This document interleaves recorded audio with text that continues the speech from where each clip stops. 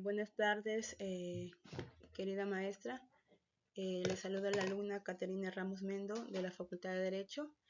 En este caso voy a comentar el título de mi caso, que es La doctrina filosófica y jurídica de Sócrates, Platón, Aristóteles, aplicando en la corrupción del Estado peruano. Daremos una pequeña introducción. Si bien sabemos, la problemática de la corrupción ha sido de una manera muy constante en la historia de las sociedades, ¿no? Y el Perú no escapa de este desafío que amenaza la integridad de sus instituciones y el bienestar de sus ciudadanos. En este presente informe nos propone explorar la corrupción en el contexto peruano desde la perspectiva de las doctrinas filosóficas y jurídicas de eminentes pensadores como Sócrates, Platón, Aristóteles, el contractualismo social y Kant. Se dice que Sócrates y Platón y Aristóteles, como los pilares de la filosofía clásica griega, nos dicen que sentaron las bases para reflexiones profundas sobre la ética, la justicia, el funcionamiento de las instituciones, sus ideas que han perdurado a lo largo del tiempo. También nos brindará un marco contextual para entender la corrupción desde una perspectiva filosófica, explorando los fundamentos morales y las situaciones propuestas de estos sabios, ¿no? Finalmente examinaremos las ideas también de Emmanuel Kant, un filósofo de la Ilustración cuya ética es deontológica y visión del deber moral han dejado una marca indeleble en una filosofía moral. Deber también y la moralidad, ofreciendo una mirada única sobre enfrentar el desafío en el contexto peruano. Seguimos con la reseña de la organización.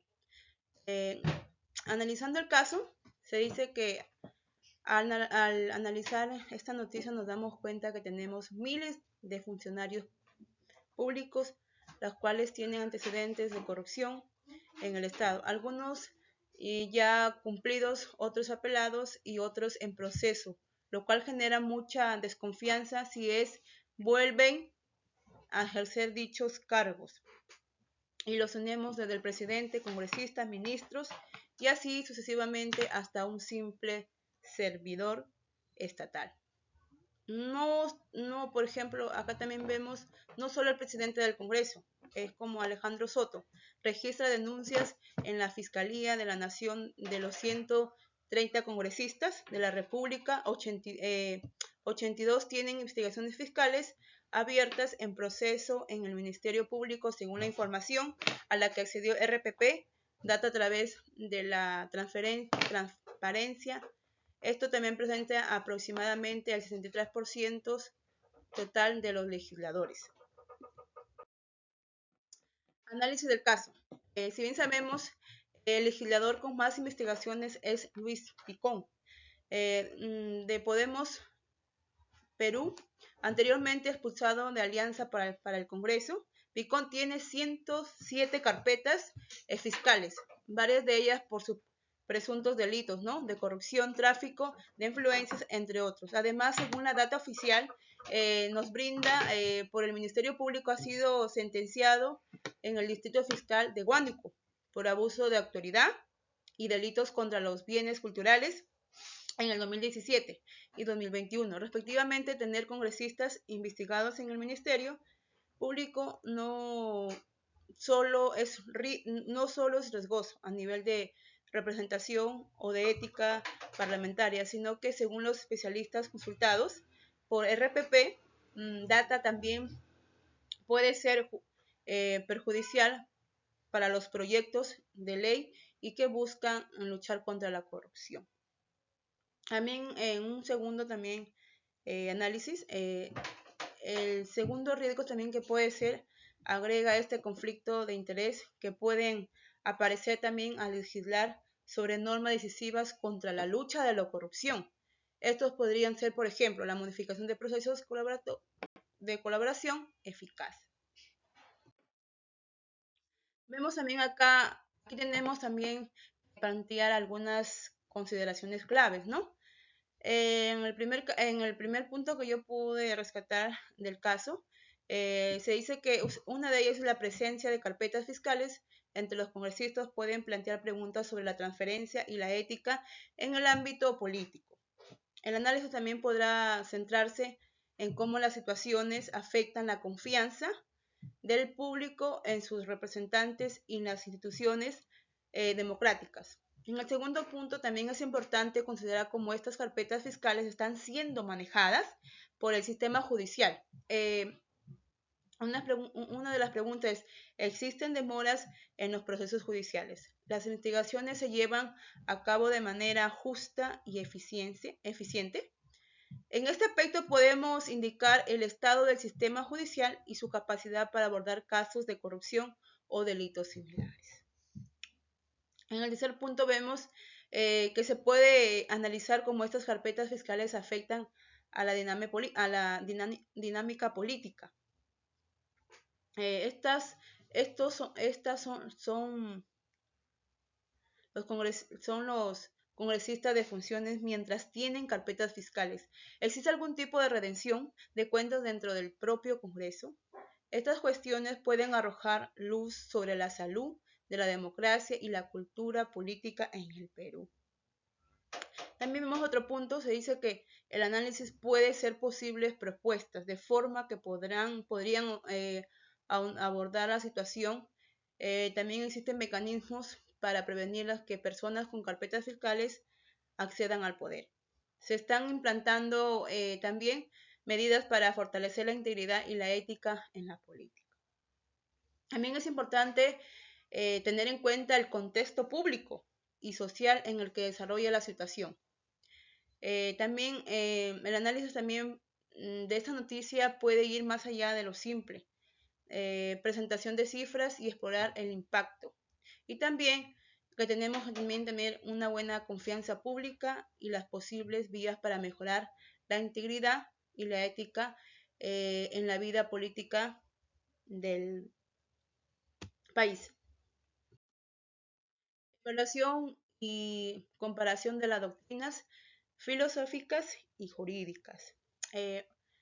Para empezar, los principios filosóficos pueden proporcionar fundamentos teóricos para abordar estos problemas, pero la aplicación concreta de medidas anticorrupción dependerá de la legislación, la política y la sociedad peruana en particular. Algunas de las ideas y principios filosóficos que podrían ser aplicados o interpretados en el contexto de la corrupción serán detalladas a continuación. Como bien sabemos, uno de los filósofos fue Sócrates. ¿Qué nos dice Sócrates? Sócrates enfatizaba la importancia de la virtud y la búsqueda de conocimiento. En el contexto de la corrupción, podría abogar por la necesidad de la honestidad y la responsabilidad personal como base para una sociedad justa, y aunque criticaba el sistema democrático ateniense, respetaba también la ley y estaba dispuesto a aceptar las consecuencias de sus acciones. Asimismo, también aceptó la sentencia de muerte, también expresó críticas a la injusticia del sistema legal de su tiempo. También es desafiar también las normas establecidas y cuestionar la autoridad que ha fluido en la tradición filosófica y legal. El filósofo Platón nos dice, nos presenta su visión de una sociedad ideal gobernada por filósofos reyes. Podría también argumentarse que en una sociedad platónica la corrupción podría ser mitigada mediante un liderazgo justo y virtuoso a bordo de principios filosóficos y jurídicos que incluyen la teoría de las ideas, la justicia como equilibrio, la meritocracia, la importancia de la educación y la crítica a la democracia directa. Estos conceptos han fluido en la teoría política y legal a lo largo de la historia. Acá también nos habla Aristóteles. Se dice que Aristóteles abogaba por un gobierno moderado y la búsqueda del bien común.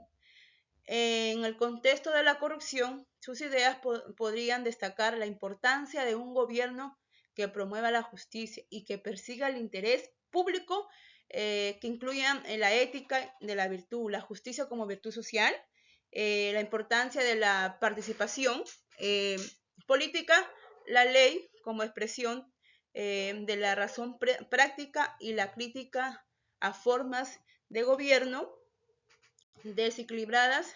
Estos principios también han dejado un impacto duradero en la política y también en la ética pues occidental. Evaluación y comparación de las doctrinas filosóficas y jurídicas. Seguimos. Por otro lado, también tenemos las teorías la teoría de contractualismo social. En esta teoría nos presenta el filósofo Luque y Rousseau. Destaca la importancia del contrato social entre ciudadanos y gobiernos. En el caso de la corrupción, en el Estado peruano podría argumentarse que la violación de este contrato por parte de los funcionarios corruptos socava la legitimidad del gobierno. También nos habla Immanuel Kant. Se dice que vuelta enfatizaba la ética deontológica y la importancia de actuar de acuerdo con principios morales universales. En relación con la corrupción, Kant nos dice que podría condenar como una violación de los deberes éticos y morales, argumentando que la corrupción es incompatible con la ley moral. Así también la filosofía de Kant tuvo también un significado en una amplia gama de disciplinas y escuelas de pensamiento al origen de la ideología, dejando pues una marca indeleble en la filosofía moral política en los siglos XIX y XX. Acabamos con la conclusión, sigamos con la conclusión y propuesta de solución. Habiendo revisado los antecedentes históricos, filosóficos y jurídicos de los grandes pensadores, es que la moral, si también es cierto, depende de cada persona. Muchas veces tenemos que ir moldeándola para que pueda ser estructurado en el pensamiento y la vida de los ciudadanos, de que las cosas tienen que hacer bien, porque así de ser y no de ser respeta. Se pierde todo en la vida, más no la vida. Recomendaciones. Una de las recomendaciones que yo pude ver, rescatar también, es que nuestra recomendación para la implementación de la ley es que, si bien es cierto, si estaría aplicando una muerte administrativa para las personas que han cometido un delito laborando para el Estado o con el Estado, sin embargo, estas no estarían siendo privadas de trabajar, sino que a partir de la ley solo podrían realizarlo en el sector privado y con privados.